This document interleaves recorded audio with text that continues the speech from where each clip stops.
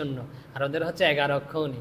যে বিশাল পার্থক্য, যে ওদের সাথে যে যুদ্ধে পারবো এটা কখনো আমাদের সম্ভব নয়। এই যে এই পর্যন্ত তুমি আমাদের বাঁচিয়ে রেখেছো, তা তুমিই বাঁচিয়ে রেখেছো। তুমি তাই চাইলে আমরা যুদ্ধ জিতবো, না চাইলে আমরা যুদ্ধ জিতবো না। আর তুমি চাইলে আমাদের মারতে পারো, তুমি চাইলেই আমাদের রাখতে পারো, এটা তোমার উপর নির্ভর।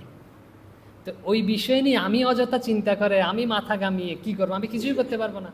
তো এটা তোমার বিষয়, তুমি চিন্তা করো কী করবে, তুমি খাটাও বুদ্ধি।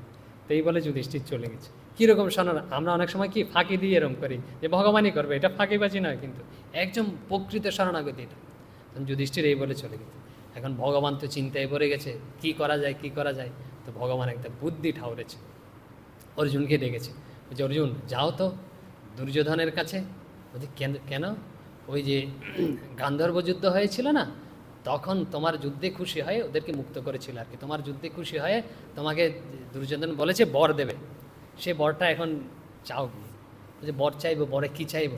বলছে বরটা চাইবে, আর হচ্ছে ওর যে পোশাকটা আছে না রাজ পোশাক, ওইটাই বর চাইবে, ওইটা গিয়ে নিয়ে আসে। তো যেমন কথা তেমন তা অর্জুন গেছে।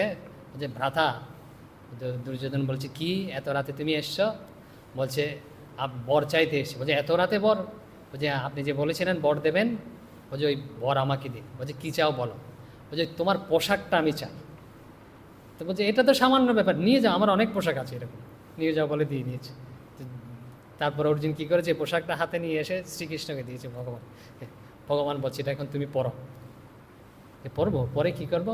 বলছে পরে না, ওই পিতামহের যে ইয়েতে যাও, শিবিরে যাও, ওখানে গিয়ে তুমি যে তোমাদের জন্য না 5টা বান তৈরি করেছে, ওগুলো গিয়ে নিয়ে আসবে। তো পিতামহের শিবিরে অর্জুন ওই পোশাকটা পরে না গেছে। তো গিয়ে পিতামহকে প্রণাম জানিয়েছে, একটু ইয়ের কণ্ঠে আর কি, দুর্জনের কণ্ঠে, বেশি কথা নয়। বলছে কে? যে আমি। দেখে একটু রাতে দেখতে পাই না, অনেক বয়স হয়েছে, ভালো দেখতে পাই না, পোশাকটা দেখেছে, ভেবেছে দুর্যোধন। বলছে কী জন্য এসছা?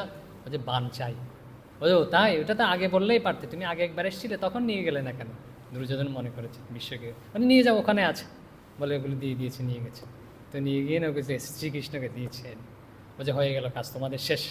তারপর শ্রীকৃষ্ণ কীরকম ভগবান, এরকম ভক্তদের জন্য কী না করতে পারে। তিনি আবার গেছেন হচ্ছে ওই বিশ্বের ঘরে, পিতামহের ঘরে। বলছে একটু আগে অর্জুন এসেছিল। বলছে তাই নাকি? না একটু আগে তো দুর্যোধন এসেছিল। বলছে না না, অর্জুন এসে না, আপনি 5টা বান তৈরি করেছেন, ওগুলো নিয়ে গেছে। তো দেখুন ভগবান এরকম আমাদের জন্য কী করতে পারে, আমরা যদি একদম ভগবানের কাছে নির্ভর করি, ভগবানের প্রত্যেকটা ইয়েতে। তো বলছে নির্ভরতা এরকম হলে চলবে না। ঠাকুরের একটা কথা আছে,